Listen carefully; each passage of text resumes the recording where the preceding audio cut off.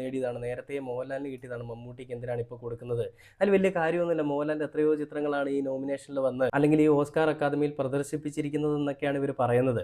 ഒരുപാട് വ്യത്യാസമുണ്ട് കേട്ടോ. അതായത് സ്വമേധയാ ഓസ്കാർ അക്കാദമി തിരഞ്ഞെടുക്കുന്ന ഒരു ചിത്രം എന്നുള്ളൊരു പ്രത്യേകത മമ്മൂട്ടി ചിത്രത്തിനുണ്ട്.